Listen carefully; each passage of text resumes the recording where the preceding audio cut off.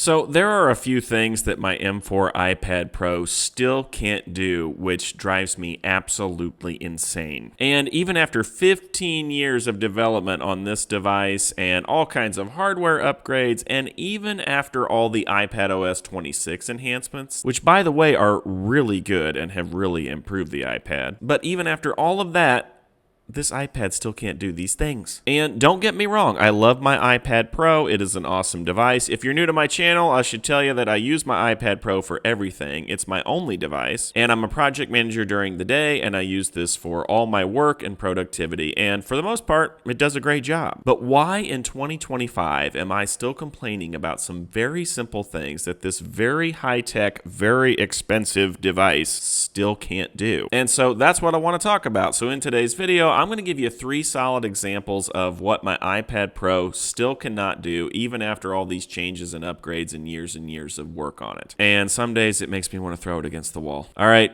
let's get into it. Okay, so the first thing I want to talk about are the browser issues. The issues that the iPad has because it's still technically using a mobile browser. And the iPad browser has come a long way, folks. I mean, I can do so much in it now that I couldn't do years ago with the iPad. I mean, you can access web tools. Things like Google Docs work so much better than it used to years ago. And 98% of the time, I don't have any issues with the iPad browser. Well, the few times that I do are super annoying. And so this example is near and dear to my heart. It has to do with D&D Beyond. So when I am running my D&D campaign, they have this nice little map app that's inside the browser. Well, on the iPad with Safari, the buttons are all cut off. You can't get to the buttons to run the combat encounter. They're just cut off, and no matter how I resize the window, even with iPadOS 26, you still can't see the button. And if you can't click the buttons, you can't play the game. In addition to that, there's a button for uploading maps for your combat encounter. Well, that button just straight doesn't work. That is super annoying. Now, I did try other browsers on the iPad, and for some reason, Microsoft's Edge browser actually works a little bit better. The buttons aren't cut off for whatever reason, but the map button still doesn't work. You can't upload your maps. That's real dumb. And so I have a cheating workaround with this where I use Shadow PC, which is basically I rent a PC in the cloud, and then I can access it from my iPad. So when I pull it up on Shadow PC and actually access it on a Windows device, it works fine. Now, I know that's a personal example. I'm not trying to do work when I'm playing D&D. I get that. But there are work issues as well, such as Smartsheet, which is what we use primarily at my project management job. And if you're trying to use Smartsheet on an iPad, you're just making your life miserable for no reason. It clearly wasn't designed to work on an iPad. Now, it works for the most part in the browser as long as you're connected to a keyboard and trackpad. But a lot of times I take my iPad off of the keyboard because I'm walking around the room and I'm trying to show people things that are sitting at different parts of the room, which is really nice about the iPad form factor. But when I do that and I try to use touch controls, I can't even move the sheet. It doesn't do anything. Can't move at all, which makes it pretty darn useless if it's not connected to a keyboard and trackpad. And at that point, I hate to say it, but you might as well be using a traditional computer. Might as well grab your PC or Mac. So that's super annoying. I want those web apps to work, you know? I understand years ago mobile browsers weren't fleshed out or weren't developed very well, but we're at 2025. All that stuff should just work. All right, the second beef I have is with Microsoft OneDrive and file management, which file management is a big pain point for everybody on the iPad. Even after they introduced the Files app, there's still a lot of clunkiness and weirdness that happens. Now, I have a video on file management because for the most part, it works great for me. I've worked out most of the kinks, but Microsoft OneDrive is still awful. You just get weird, stupid bugs for no reason, particularly when you're trying to use it in the Files app. So you can set up OneDrive in the sidebar of the Files app, much like you would on a computer. But when you do that and you try to manage your files, you just get all kinds of weird errors. For example, if I just make a new folder and try to name it, just get weird error. Says, nope, you can't do that. Sorry. That's just unacceptable in today's workflow. You should be able to do something simple like that on your iPad without any problems. Another issue I have with OneDrive is you can't use any of the tags. They just flat out don't work. I try to assign a color to a folder in Microsoft OneDrive. Nope, not going to happen. Just doesn't work. And with iPadOS 26, you can't use the new feature where you add a little icon to your folders. That doesn't even come up. Now, that might work itself out once we're past the beta of iPadOS 26, but for the most part, OneDrive has just never worked right. Again, Again, super annoying. And these are trillion-dollar companies that we're talking about. We're talking about Apple and Microsoft. They are worth trillions of dollars. You would think they would have the resources to make stuff like this work, right? I don't know who to blame, Apple, Microsoft, whoever, but one of you trillion-dollar people need to figure it out. Okay, the third thing that my iPad cannot do, which is super annoying, has to do with backing up and even restoring an iPad. So there are a couple ways to back up your iPad. You can either use iCloud to actually back it up. And I'm not just talking about files and folders. I'm talking about all your settings, the system settings that you have, the way you have your home screen set up, all the things. Well, to back up your iPad, you have to have an iCloud subscription because the 5 gig free version of iCloud is never enough to actually back up anything. So you have to have that iCloud subscription. Another way you can back up your iPad is through a Mac or PC. But what's super annoying that requires a Mac specifically is restoring a device if you put a beta software on it. So of course the iPad OS 26 beta just came out, and whenever you download a beta operating system, things are going to break. And so for example, Final Cut Pro for iPad's not working too hot right now on this beta software. But I can't restore my iPad back to 18 because that requires a Mac. So I've had to go down to the Apple Store a couple times to restore my iPads when I needed iPad OS 18. I really wish you could just do that from the device, or even do a Time Machine backup like you can with Mac. Why haven't they added Time Machine to iPads yet? I want to be able to plug a hard drive into this guy, back up my iPad to it, and there it is on the hard drive, good to go. No subscription required, no Mac required, just want to be able to restore from that hard drive. Unfortunately, we're not there yet. Maybe someday. I was hoping iPad OS 26 might have Time Machine, but they want you to probably do that iCloud backup situation. Pay that subscription and just have it all in the cloud. Okay, that's my beef. That's my 3 things that I'm really grumbling about right now with my iPad Pro. For the most part, it does the job and does everything I want to do really well, but it's not perfect. There are still some shortcomings. Let me know if you're experiencing any issues with your iPad. Let me know if there's some things that you just want to do on it that it can't do. I'd love to hear from you. Leave a comment below. That's all I got for you. If you like this sort of content, please like and subscribe, and we'll see you next time.